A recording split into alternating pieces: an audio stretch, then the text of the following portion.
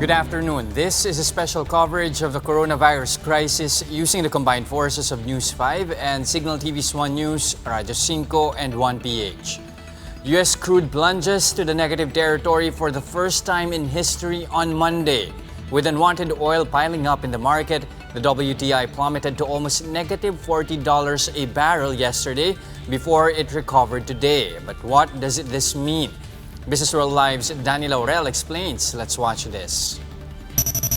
So what does this mean? This basically means that traders were willing to pay close to $40 a barrel for people to just take out the oil from their shelves, basically. So what does a negative oil price even mean in these types of scenarios? Well, traders were saying that the U.S. storage was already full, and there was so much crude flowing in the past 3 weeks in an area called Cushing, which is, of course, in Texas. And that was a breakneck speed. There were 740,000 barrels a day.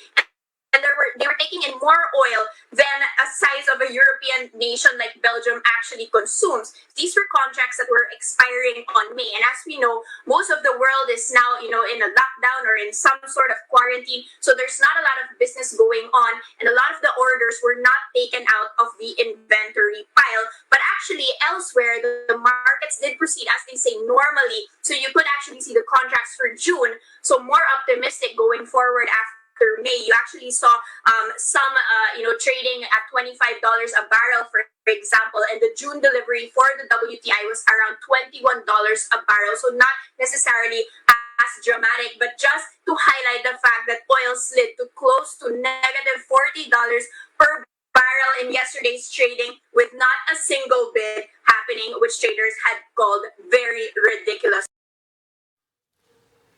The plunge that was experienced by the U.S. crude index has no direct effect on local pump prices. Still, prices of petroleum products in the country slid as global demand continues to weaken because of the COVID-19 pandemic.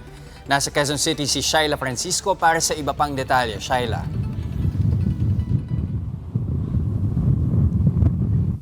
Ayon sa Uni Oil at maging sa Department of Energy, wala naman daw epekto sa ibang parte ng mundo at maging sa Pilipinas ang pagbulusok ng WTI o ang benchmark ng presyo ng US oil dahil nakaangkla ito sa oil consumption at production ng Amerika. Ang mas tinitingnan ng Pilipinas at ng ibang traders ay ang Dubai o Brent.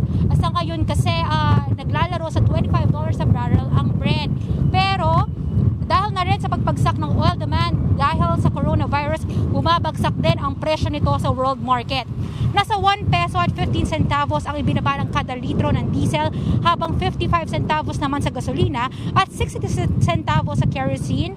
Naglalaro na ang diesel ngayon sa 27 pesos at 98 centavos hanggang 32 pesos at 88 centavos, habang nasa 32 pesos at 25 centavos hanggang 38 pesos at 62 centavos ang gasolina.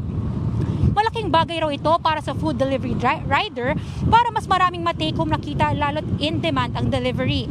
Ginhawa rin ito sa frontliners para di makadagdag sa kanilang gastos. Pero laking hinayang ng ilang empleyado ng gas station lalo't higit kalahati ang nabawas sa kanilang customer dahil sa ECQ. Imbis raw na dinadayo sila tuwing may rollback, ngayong swerte na sila kung may pumunta pa. Ayon naman sa DOE, kasalukuyang may oversupply ngayon ng 13 days ang oil importers ng bansa, habang may higit isang kalahating araw na oversupply ang refiners. Ang patuloy na pagbaba ng presyo ng petrolyo ay hindi lang sa Pilipinas nararanasan. Bumaba rin ang konsumo sa buong mundo bunsod ng pagkalat ng COVID-19, dahilan para magkaroon ng oversupply ng petrolyo. Just inaasahang maglalaro sa kasalukuyang level ang presyo ng langis o kaya masasasad pa sa mga susunod na linggo. Jess? Maraming salamat, Shaila Francisco. What happens after April 30? That's the million-dollar question in everybody's mind with a little over a week left of the enhanced community quarantine period. We have with us Maricel Halili on the phone to give us the latest updates from the Interagency Task Force. Mase, nakapag-desisyon na ba ang IATF kung ano ang irerekomenda nila kay Pangulong Duterte? Is it going to be lift, extend, or modify? Yes, Chester. Kanina, base doon sa press conference ni Cabinet Secretary Carlo Nograles, magkakaroon pa sila ng panibagong pagpupulong para makabuo ng recommendation kay President Duterte whether to lift, modify, or extend the enhanced community quarantine. Ang sinasabi ni Secretary Nograles kanina meron na rin naman silang ipinresent sa Pangulong Duterte bagamat wala pa itong maibigay na desisyon. Kabilang kasi daw sa mga kinukonsidera ng IATF sakaling magpatupad ng modified lifting ng enhanced community quarantine. Number one, ano ba yung mga dapat na basihan ito? Yung for example, geographical location. Ano-ano ba yung mga bansa o probinsya na medyo okay na yung kaso ng COVID-19. Baka pwede nang i-lift doon or i-relax somehow. Number two, in terms of age and health, sino-sino ba yung mga tinuturong natin na vulnerable pagdating doon sa age? O kaya naman, kung hindi man senior citizen, baka meron namang sakit na magiging vulnerable pa rin sila. Number three, ano-ano ba yung mga industry na pwede pang i-relax, yung kayang i-manage ng mga authorities na magkaroon pa rin ng social distancing. Yung kumbaga, ano ba o gaano ba kadami yung workforce na kayang i-manage ng pamahalaan? 30% ba? 50% of the workforce? So kabilang yan doon sa pinag-uusapan. Bagamat ipinresent na raw ng IATF kagabi sa Pangulong Duterte, itong mga options na ito, kailangan pa ng additional information para magkaroon pa ng mas maraming laman yung options na ibibigay nila kay President Duterte. At kabilang daw doon sa mga kailangan pang himayin ay yung security aspect. Okay. At the same time, napag-usapan ba if ever man ma-extend itong ECQ, magkakaroon ba tayo ng enough supply, especially on the food front? Jester, kanina ang pagtitiyak naman ng IATF, meron tayong enough supply ng pagkain until June 2020. Particularly, ito nga yung bigas, yung mga the likes of karne at saka yung mga manok. Agricultural products, meron tayo until June 2020. Okay. At the same time, ano naman yung naging assessment ng IATF regarding the current status of the ECQ? Especially considering as well na yung RITM at this point, marami na tayong infected personnel. So ano din yung possible na maging impact nun?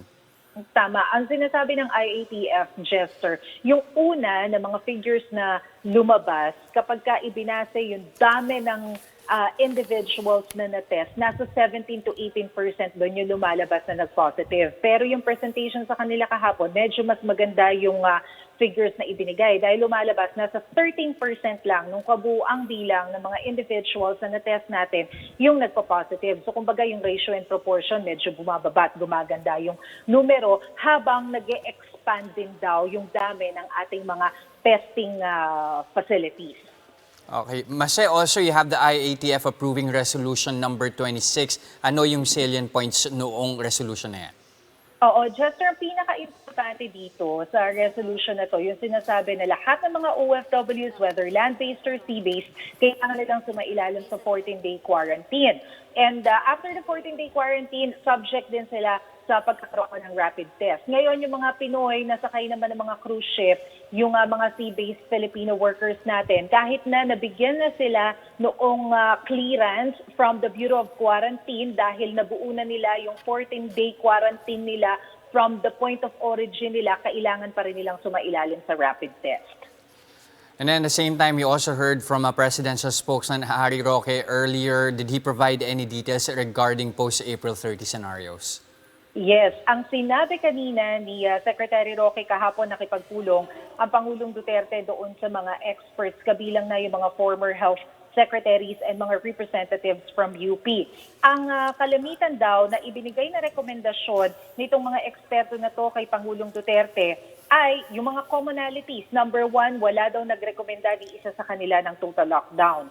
Ang lumalabas daw na options, either ituloy yung enhanced community quarantine, i-relax o kaya ay completely itigil ang ECQ sa iba't ibang lugar sa bansa, depende sa dami ng COVID-19. But still, hindi pa rin nakakapag-desisyon ng Pangulo. Sabi nga raw ni Presidente, either today or sa April 30 siya magde-decide, basta kompleto na yung kanyang detalye kasi marami pa siyang questions eh. Kabilang daw dito sa mga tanong ng Pangulo, what will happen if he lifts ECQ to certain people? What good will it give to other sector? How many will die? Is there a possibility of second wave of COVID if ECQ is relaxed or lifted? Kabilang din yung if people allowed to go out of homes, is there a danger for disease to spike a new round? So kabilang to dun sa mga kino-consider nila. Okay, at the same time, nabanggit din ni Harry Roque kanina that the President is offering a 10 million peso reward for anyone who can actually come up with a vaccine against COVID. Ano yung details natin regarding this? Oo, tama ka, Jester. Kanina inanunsyo nga rin ni Secretary Roque na nakahanda daw ang Pangulong Duterte na maglaan ng 10 milyong piso sa kahit na sinong makakadiskubre ng gamot o yung bakuna para nga makapagpagaling dito sa COVID-19, because as we all know, hangga't hindi talaga hindi tayo nakakapaglikha ng gamot para dito, hindi naman talaga matatapos ng problema na to. Dahil paulit-ulit din nilang sinasabi na yung ECQ natin ngayon, ang objective lang naman niya is to delay the spread but not necessarily to stop. We still have to look for medicine para dito sa gamot na ito. Okay, thank you for that report. Maricel Halili reporting to us via phone from Mandaluyong. And that's the latest on the enhanced and expanded community quarantine in Luzon. For more updates, follow News 5, The Philippine Star, and Business World Online. I'm Jess De Los Santos. We are One News.